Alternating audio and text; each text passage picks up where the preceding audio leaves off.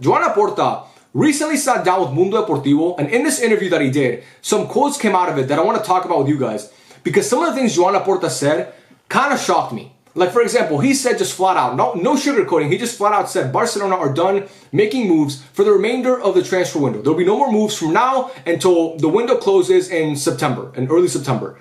And that was shocking to hear come out of Joan Laporta's mouth, because he was just very honest about it.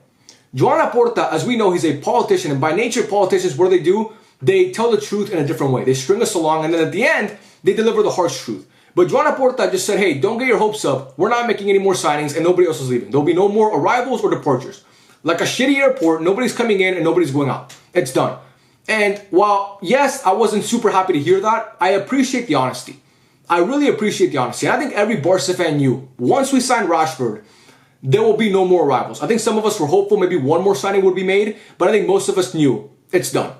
The departures one kind of caught me off guard, because I really thought that Barca were going to try and sell or offload one more contract or one more player in this window, or maybe two if they're lucky, to obviously get some breathing room in the wage bill so they can hopefully make it easier to register Joan Garcia and Marcus Rashford. But I think maybe with Ter Stegen getting surgery and being out for however many months he's going to be out, Barca are hoping they can register them then and then figure it out later. So, which is not a great plan, because you're going to have to register them and have them registered for the whole season. So this whole thing about pushing the can down the road pisses me off. But anyway, maybe they believe that with Mats getting the surgery and sitting out, they'll be good to go in that department. But yeah, the arrivals didn't really shock me. The departures kind of shocked me. And now that Barca's transfer window is basically done because Joan Laporta said it was done, it's not me making it up. Joan Laporta literally said it, the president, the guy in charge of making signings said it's done.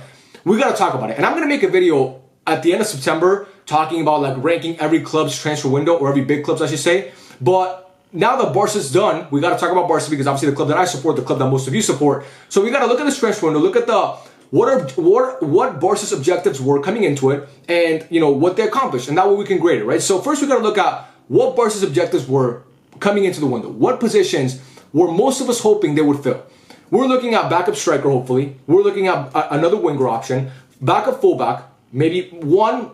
Hopefully, like we were looking at one for sure, but hopefully it would have been two, one for Balde and one for Kunde, but that was never likely, or it was like that was never going to happen, let's be honest. And then we're also looking at another goalkeeper, a first choice goalkeeper. So we got a winger and a backup striker, because Marcus Rashford is a winger who can also double as a striker. So you kind of killed two birds with one stone with the Marcus Rashford signing, which is great to me. You got a backup for Leo, which we so desperately needed, and you also got a left winger, which again we've been looking at for the past 2 seasons, getting a backup left winger, and we got that. You also got Rooney Barhi, who's a backup right winger, who can also, obviously take some load off Lamine Yamal when Lamine Yamal can't play in these games in the Copa del Rey, or maybe games against like these La Liga teams that aren't as good. And Lamine Yamal has a lot of, he's played a bunch of games in a row. You bring in Rooney Barhi and he does a job. So that's great, okay? So you brought on 2 backup wingers, and you got a guy who is a backup winger and also a backup striker. So that was great. That was great business by Barca, bringing in Marcus Rashford and Rooney. You also got a goalkeeper. And even if Barca were the richest club in the world, even if Barca had Man City or PSG money, I would have gone for the guy they signed. I would have gone for Joan Garcia. That's not me making shit up. Joan Garcia was that good last season. So the fact that Barca got a keeper like that, we knew coming into this season we couldn't do it with Ter Stegen or with Szczesny. I love Szczesny. What he did for us last season was amazing, but he conceded 7 goals in 2 legs against Inter Milan. You're not going to win the UCL playing like that. So with a goalkeeper like that. So we needed to bring in an actual good first choice, first team goalkeeper, and you brought in Joan Garcia, who was the best goalkeeper in La Liga last season. One of the best. Courtois is always up there, but one of the best. Besides Courtois, he was the best. That's great. Backup fullback could not get done. Now, Joffre Torrent, obviously the kid from Masia Torrent, with an S at the end. He's looking like he's going to be the backup left back along with Gerard Martin for the season. We still have Hector Ford, who didn't leave as well. So we have those guys, but again, those aren't guys that you can really rely on. And Hansi Flick, man, it was like the one of the quotes that came out too was that Joan Laporta said we have a good squad, and the coach wants to strengthen the first team with players from the reserves. Like, that's what I love about Hansi Flick, man. He knows the situation that Barca are in, and he doesn't put unnecessary pressure on the club. He thinks, hey, just give me the guys that I have now, give me La Masia, and we'll get it done. And with a coach like Flick, you're going to get it done because he's that good. And I just appreciate the way that Flick understands Barca's financial situation. He understood it from the start. From the first moment he got to the club, he understood that Barca were not in the best position financially. And he's worked with the club so well, man. He's such a great manager. I just love the way that Flick operates. But yeah, so I'm guessing Flick, like I said, Flick doesn't want anybody else. So I guess Flick believes in the guys from La Masia. They could do the job playing as backup left back and backup right back. If you guys remember last season, we were all looking at a backup pivot. Barca need a pivot, not even a backup, a starting pivot. We're looking at pivots, Subimendi, Onana, all these guys. And then Flick was like, nah, you know what, I'll just do it with Casalo and Bernat.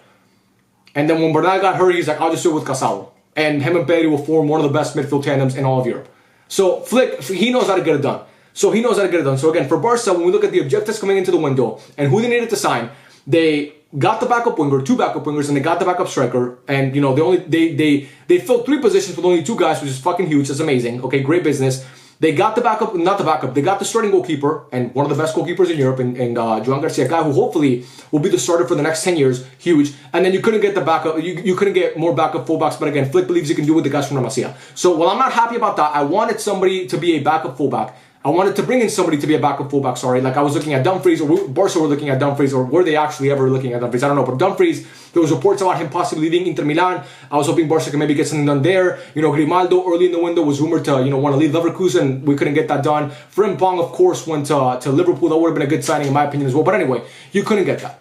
Now, when we look at departures, who left? Paulo Torre, Ansu Fati, and a couple other people. Like nobody huge has left the club. Like the club is like the team. The first team is basically intact. No big players left. But you lost Paulo Torre and you lost obviously Ansu Fati. So not Paulo Torre. You lost Paulo Torre, Pau Victor, and Ansu Fati. So those are the 3. Yeah. So no key first team players really left. Ansu Fati was a guy who we all loved him. We all love him. We wanted to see him succeed at Barca. But he's off to Monaco, and hopefully he can revive his career there. But he was never going to play for Barca. It was never going to happen. Barca were looking to get rid of him in January. He didn't want to leave. So you got rid of Ansu Fati. He's gone. Paulo Torre, a guy that I wish Flick gave more playing time to because I think he has so much potential. But again, with Olmo there, with with Fermin there, with Rafinha who can also play as a 10 now, with Rashford who can also play centrally if you want him to. A guy like Paulo Torre is not going to get playing time. So he left, and, he rightfully so because he deserves to get more playing time. And then Pau Victor, the backup striker, again, you sign Rashford, he's going to be the backup to Lewa, and then you have Ferran Torres who can also play the backup to Lewa or the backup to Rashford. You're not going to need Pau Victor, who barely got playing time for Barca last season. So you got rid of those 3 guys. I'm happy. There was talks about maybe Christensen leaving, or maybe Araujo leaving, or maybe Ter Stegen leaving. None of those guys left. Ter Stegen, again, is getting surgery, but he's not leaving. Araujo's staying. I'm actually super happy about because I still believe in Araujo. I really believe he's still a good player, and there's a good player in him. I believe there's a good player in him, and it's going to come out this season. And also Christensen, we're going into the season now. If you look at our center back options, we got Inigo and Cubarsí, who were 2 of the best center backs in Europe last season. Then you have Christensen, Araujo, Eric Garcia. That's a pretty good center back rotation, man. That is not a bad center back rotation at all. And then keep in mind also, Jules Koundé was a center back before he was a right back, so you can always play that position as well if you need him to. So that was good. I'm happy with that. So I think overall, any Barca fan complaining about this transfer window, to me, it's like, I'm not gonna say it's stupid because you have every right to be upset. No, you shouldn't be upset. You have every right to be a little bit frustrated. That's the word. By the way the transfer window played out, because the whole Nico Williams saga, not getting him. We thought we were getting Nico, but whatever. Nico Williams, it's water under the bridge. We gotta forget about Nico. We got Rashford. I think this transfer window overall was actually a success. I'm happy with the way that Barca went about in this transfer window because, again, guys, we gotta remember, Barcelona are not, we can't be coming into this windows expecting big flashy signings. We can't be coming into these windows expecting Isak to get signed, or for us to sign Sesko or Gyökeres or any of these guys, because Barca are just not in that position. With what Barca had available to them, with the money they had, they got one of the best goalkeepers in the Liga, and a guy, Marcus Rashford, who, again, can fill 2 positions of need, two different positions, striker and left winger, and also a guy who wanted to come to the club and is still a really, really good player. Is he, again, he hasn't shown world-class levels in a while, but when he's right, he can get to world-class levels. So to me, those are 2 really good signings. And also Rooney Buddy, like I said, who, we'll see what happens with him. He's a project signing, a guy who maybe we can develop into being a really, really good player, and a guy who can back up Lamine Yamal. So those signings, to me, I'm good with. I look at other teams around Europe. Liverpool are obviously having one of the best transfer windows in recent history, and if they sign Isak, it might be the greatest transfer window of all time, because getting Hugo Ekitike, getting Florian Wirtz, getting Jeremy Frimpong, getting a guy like, obviously, Alexander Isak, if they get him, that'd be ridiculous. Man City strengthened their squad, obviously, brought in a bunch of players like Reinders and some other guys here and there. Obviously, Ryan Cherky, they got him. Real Madrid brought in Trent. They have the new kid, Gonzalo Garcia, who wasn't a signing, but they brought him up from, obviously, La Castilla. They have Carreras, who, of course, they signed from Benfica. So they made some signings. With Atletico Madrid made some big signings too. Thiago Almada's going to the club. You know, they're moving. The board left, but they brought in some players. So, you know, do I think that Barça had a success? Also, Arsenal, I forgot to mention Arsenal. They brought in Gyökeres.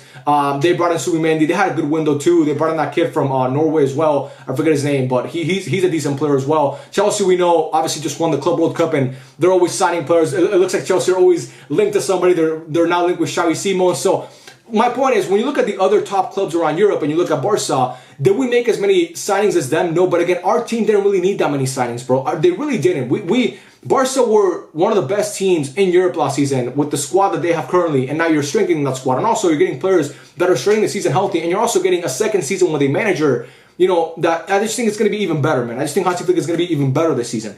And again, you're coming into the season with Pedri healthy, with Araujo healthy, with De Jong healthy. All these guys weren't healthy coming into the season last year. Christensen came into the season healthy last year, but got hurt in the first game. So Christensen is coming into the season healthy, and he's hopefully going to be healthy for a long time. Balde is going to be healthy for the season. So again, you couldn't get the backup fullback, but you got players that are going to help the squad immediately. You got impactful and meaningful players that are, like, you got players who are instantly going to impact the squad in a positive way, in my opinion. The exits are not players that, you know, are going to kill. Like, again, you would hope to maybe get some more exits so you can get some money off the wage bill. Preferably Mats. That'd be great if they could get Mats off the wage bill, because the guy who's not going to play and makes a ton of money. So to get him off, they could sell him. That'd be great, but again, it's probably not going to happen now, especially with the surgery. But, you know, you got rid of Ansu Fati, a guy who didn't play, but obviously had fairly high wages. I think Ansu Fati made fairly good money, so you got rid of him. Paulo Torre, that's good. So, I don't know, man. Overall, again, am I scared by the way that other clubs in Europe are moving in the Prem, especially like Liverpool? Because Liverpool were a club that won the won the Premier League last season going away. They got to domestic cup final. They got knocked out in the round of 16 of the UCL, but that's, again, they got knocked out by the eventual champions in PSG. At the time, we thought it was an upset, but now looking back at it wasn't really an upset because PSG just ended up being that good. So Liverpool got fucked, bro. They finished first in the group and they got awarded to play the winners of the competition in the round of 16, so they kind of got fucked there. But anyway, my point is, overall, I think this transfer window, you could say it was kind of a success because you got impactful players right away. I understand a lot of Barca fans, like I said, are frustrated by maybe the way that the club went about things, but the Nico saga happened and we got to forget about it. Nico Schmiko, he's gone. He's not gone. He was never here. He never came. So he's still at his club at Bilbao. It's the same thing that it was last season. We didn't lose anything. Barca they won a double last year without Nico. So I don't give a fuck about what Nico is going to do at Bilbao. God bless him, bro. I have nothing against Nico Williams. Maybe I do a little bit of resentment, but no, I don't. So he's at Bilbao now. Anyway, that's fine. But we'll see what happens. You know, like Joan Laporta, and I believe in Hansi Flick. I believe in the players in La Masia. La Masia, like I said, the situation with Barca is unlike any other club because you have La Masia as well. So we'll see what happens with that. But yeah, for the best graphic tees in the game, check out the final thread. Guys, check out the final thread. This Pedri Potter shirt, it's a woman magnet. It's honestly a woman magnet. It's insane. You walk outside, women are sticking to me like what? What are they sticking to? Like white on rice. That's what it is. Women are sticking to me like white on rice. This shirt is a cheat code. It really is, man. Somebody's gotta, like, if we wore this shirt, it is impossible to be nerfed. But anyway, I appreciate you guys. Thank you guys so much for all the support. I love every single one of you guys. Let me know your thoughts on Barca's transfer window in the comments. And yeah, I'll catch you guys in the next one. Peace out.